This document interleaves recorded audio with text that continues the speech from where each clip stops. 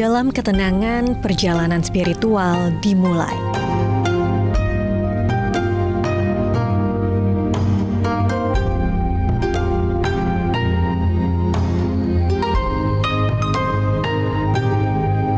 Tiap langkah, tiupan angin memimpin pikiran melalui lorong-lorong kuno menuju kebijaksanaan.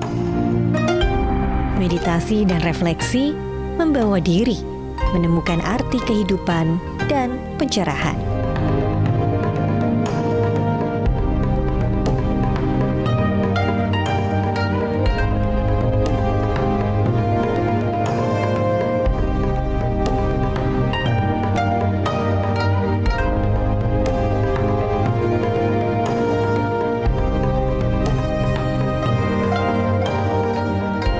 Mari ikut merasakan ketenangan dengan keindahan berbagai tempat suci umat Buddha.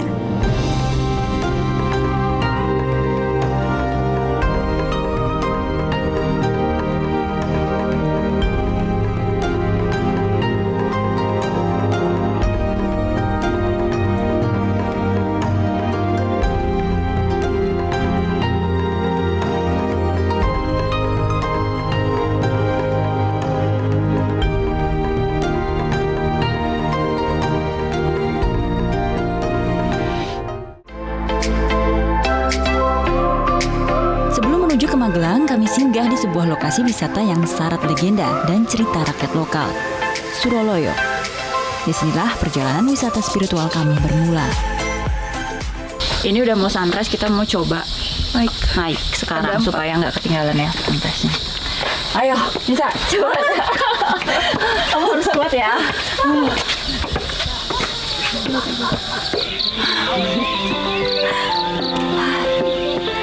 Tak sampai 30 menit mendaki, kami pun tiba di puncak. Mendaki saat fajar sengaja kami lakukan untuk menyaksikan pesona matahari terbit dari puncak tertinggi di perbukitan Menoreh ini.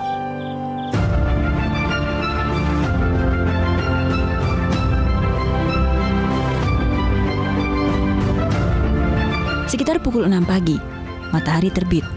Puncak Suroloyo pun berubah menjadi seperti surga. Dengan kumpulan awan putih yang mulai turun, dan semburat mentari yang muncul dari balik pegunungan.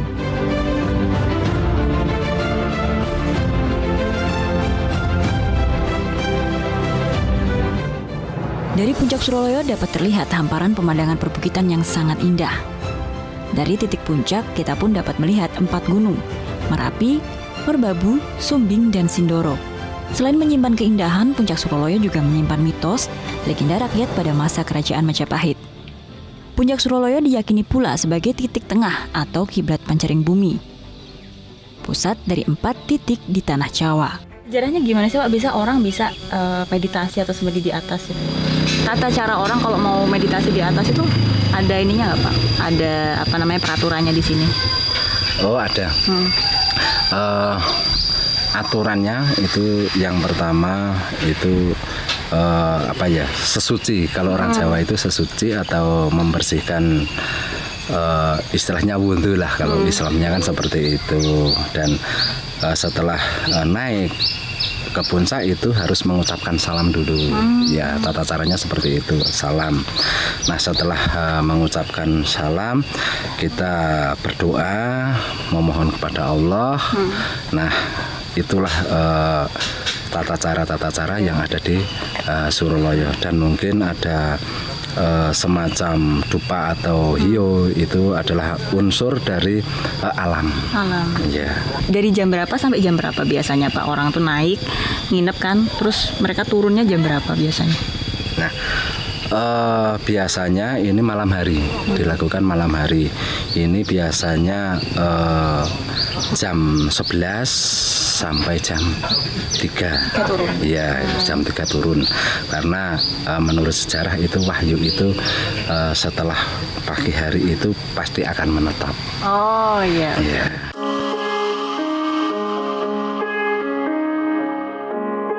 Dari puncak Suroloyo kami menuju lokasi lain, masih di Kulon Progo. Untuk melepas lelah dari pendakian, kami pun mencari tempat yang dapat menyegarkan raga.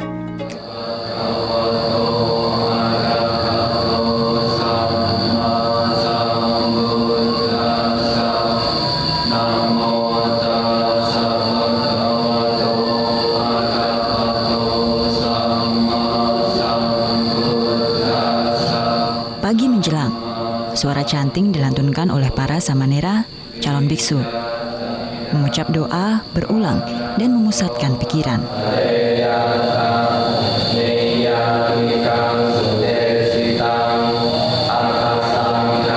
Kegiatan canting ini berlangsung selama 2 jam di Vihara Mendut. Dan tak hanya terbatas untuk pemeluk agama Buddha, ritual canting juga terbuka bagi warga masyarakat atau turis. Wisatawan biasanya datang dan mengikuti sesi dengan memusatkan pikiran. Tujuannya untuk mencapai kedamaian dan ketenangan jiwa. Di Vihara Mendut ini memang tempat ibadah, tapi ada beberapa turis yang datang seperti kita ini ya, meditasi. Gimana rasanya meditasi? Ini lebih seger, terus lebih tenang aja. Lebih tenang. Memang di sini memang tidak dibuka secara secara masif untuk orang datang untuk piknik, tapi bisa datang dengan sopan, izin, lalu kita bisa meditasi, dan setelah meditasi kita mau lihat-lihat lah ya di sekitar sini karena ada beberapa pemandangan dan juga candi yang cukup bagus, stupa-stupa yang cukup bagus di sini. Yuk.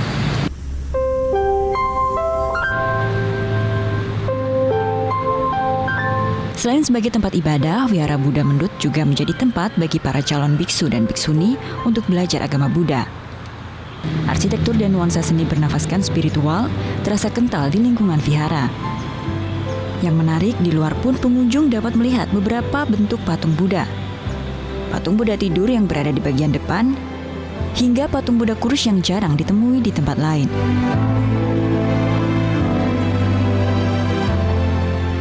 Setiap Waisak kan kita lihat bawa api sama airnya itu kan dari Mendut dulu, terus baru umat itu jalan ke Borobudur. Kenapa harus dimulai di Mendut sih? Karena memang asal mula dari kompleks percandian Borobudur, Pawon dan Mendut itu memang dari Mendut. Jadi tertua itu ya Candi Mendut, kemudian memang menjadi tradisi kita harus mulai dari yang awal dulu. Jadi yang paling tertua kita hormati. Makanya Candi Mendut itu menjadi pusat untuk keberangkatan tiap Waisak itu. Setelah canting gitu kan Mas, kemudian ada sesi meditasi. Apa sih sebenarnya manfaatnya meditasi buat, kalau kita kan orang awam nih, saya nggak tahu nih meditasi, dan biksu-biksu itu sudah lama melakukan prosesi itu, meditasi itu. Apa manfaatnya sebenarnya buat manusia Mas? Meditasi itu sebenarnya latihan kita untuk belajar mengontrol diri, karena ada kalanya kita dengan kesibukan, dengan kegiatan, pikiran kita itu tidak bisa dikontrol. Makanya kadang yang kita ucapkan dengan yang kita pikirkan itu berbeda, kemudian berbeda lagi dengan tindakan. Nah, dengan adanya meditasi itu melatih pikiran kita menjadi baik. Ada satu lagi hal berbeda di vihara ini, yaitu adanya pohon langka dengan bunga yang unik, yaitu bunga sal atau cannonball flower. Tidak semua tempat ibadah umat Buddha memiliki bunga ini.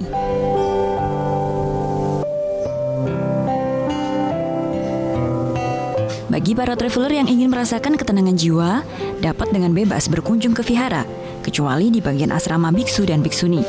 Dan tentu ada satu syarat wajib bagi pengunjung, yaitu berpakaian dan berperilaku sopan selama berada di area tempat ibadah.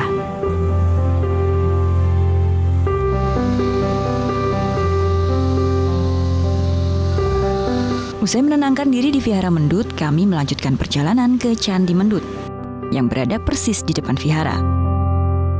Selain menyimpan beragam cerita dalam relief, di dalam candi terdapat 3 arca Buddha dengan sikap tangan yang berbeda. Bodhisattva Vajravani, Buddha Sakyamuni, dan Bodhisattva Avalokitesvara. Walau tak seluas Candi Borobudur, namun arsitektur candi yang dibangun di abad ke-9 ini tak kalah indahnya. Dan di balik kesederhanaannya, Candi Mendut memiliki peranan penting bagi umat agama Buddha.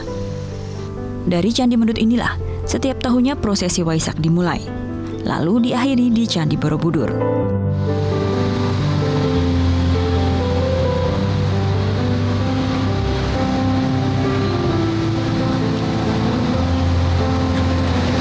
Di Candi Mendut inilah biasanya api Dharma atau api abadi disemayamkan. Lalu, di acara puncak Waisak, api Dharma ini akan dibawa beserta sarana puja bakti lainnya, dibawa oleh para biku dan juga para umat berjalan dari Candi Mendut ini menuju ke Candi Borobudur.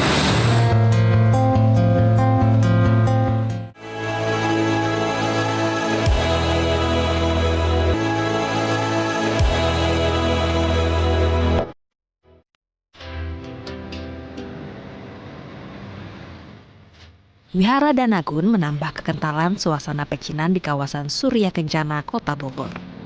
Wihara yang usianya mencapai 300 tahun lebih ini masih kokoh berdiri hingga saat ini dan menjadi potret nyata kerukunan umat beragama di Kota Bogor.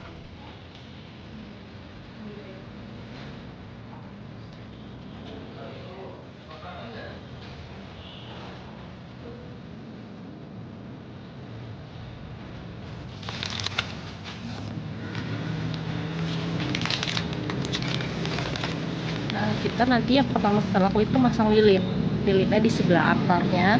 Itu gunanya percayaannya sih kayak menerangi jalan gitu. Berarti lilin sebagai pelita, dupa untuk menyampaikan doa, dan kertas ini sebagai lambang uang menandakan kemakmuran. Iya.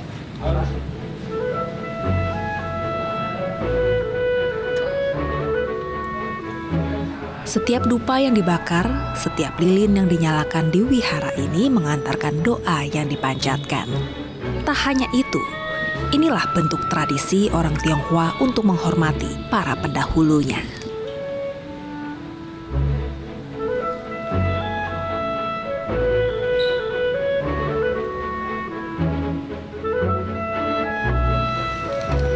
Selain berdoa, wisatawan juga bisa mencoba peruntungan dengan melemparkan ini namanya ciamsi.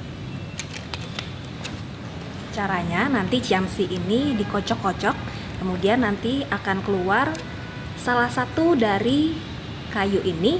Nanti di kayu ini akan ada angkanya.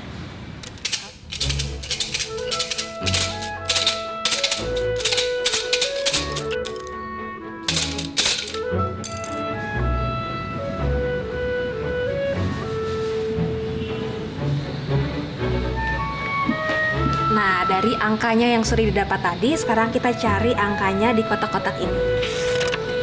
Peruntungan atau perdagangan, bisa dapat untung. Rumah tangga dapat kebahagiaan.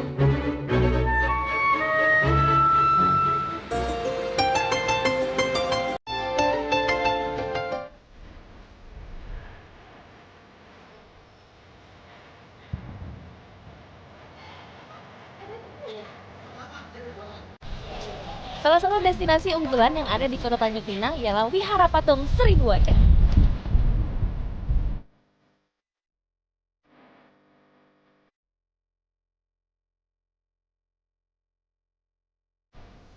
Memasuki wihara yang satu ini, wisatawan akan merasakan suasana seperti di Tiongkok kuno.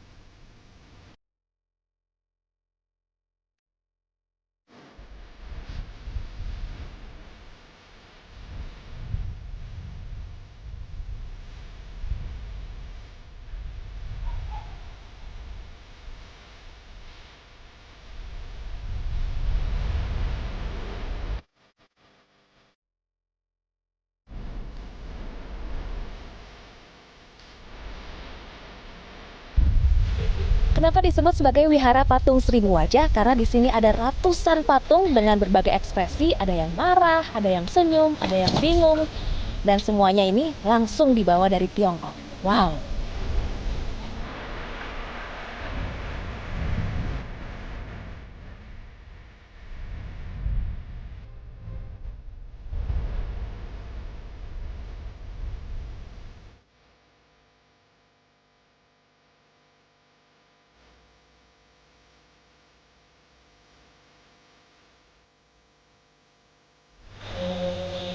Selain tempat berwisata, di sini juga ada kelentengnya yang digunakan oleh umat Buddha dan juga orang Tionghoa untuk sembahyang. Sebenarnya awalnya memang untuk sembahyang, tapi karena tempat ini sangat menarik, jadi digantikan sebagai tempat wisata religi. Sebagai wihara, tempat ini menjadi tempat sembahyang bagi umat Buddha dan orang keturunan Tionghoa, khususnya saat momentum Imlek.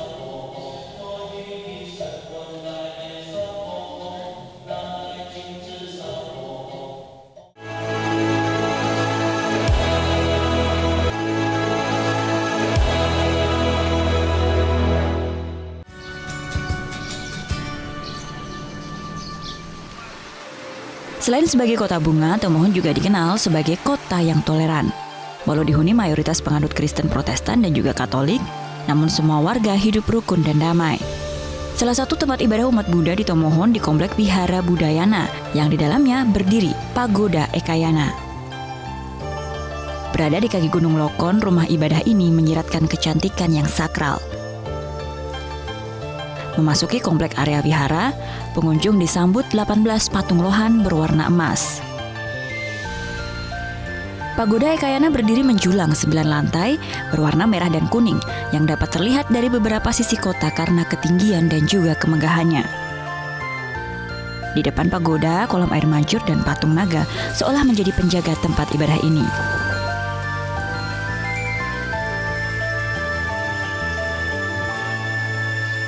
Selain pagoda, di sini juga ditemui tempat beribadah Istana Dewi Kuan Im yang dibangun dengan gaya arsitektur Cina.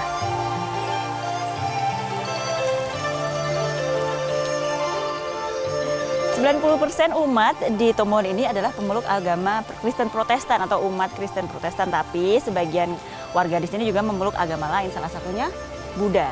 Dan ingat ya, walaupun ini adalah salah satu tempat yang dikunjungi para traveler, ada aturan yang harus dituruti karena ini adalah tempat ibadah. Satu, tidak boleh terlalu kencang berteriak atau membuat suara yang bising. Dan yang kedua, tidak boleh berfoto di tempat-tempat yang disakralkan atau tempat ibadah. Salah satunya di dalam pagoda.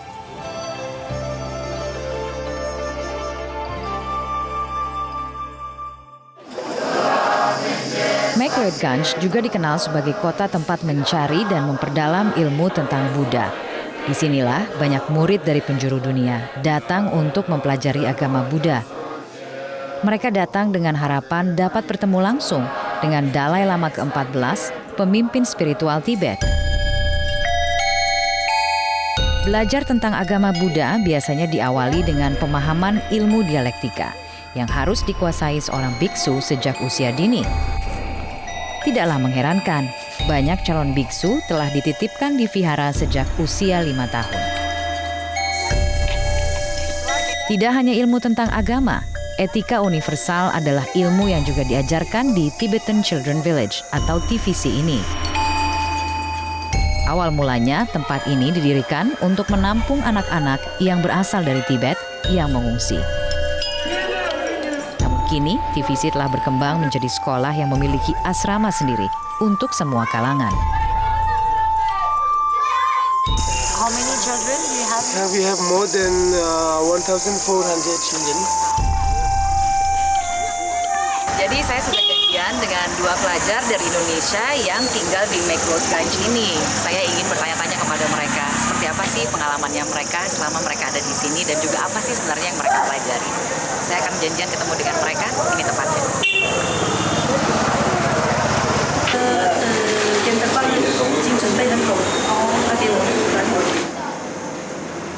Halo. Halo. Jolie? Ya. Dan ini Linda ya, saya kan Jolie, mau tahu dong awal mulanya tertarik untuk datang ke Mekloedganj itu apa sih dulu? Udah berapa lama tinggal di sini? Saya ikut workshop penerjemahan di Library of Tibetan Work and Archive untuk tahun ini. Tahun sebelumnya saya setengah tahunan di sini.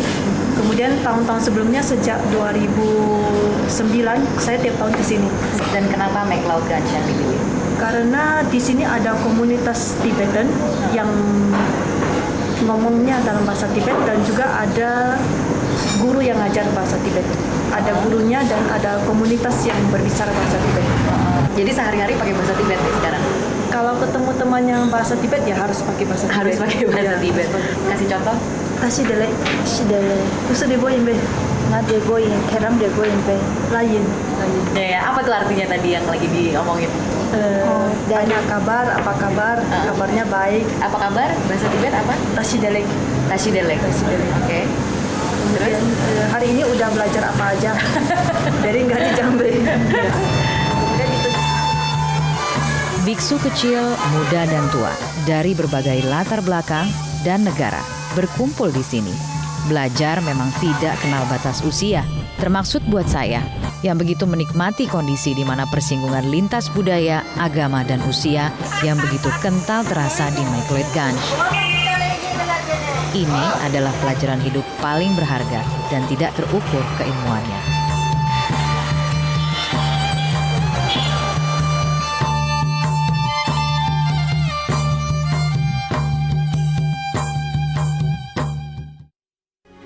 Metro TV.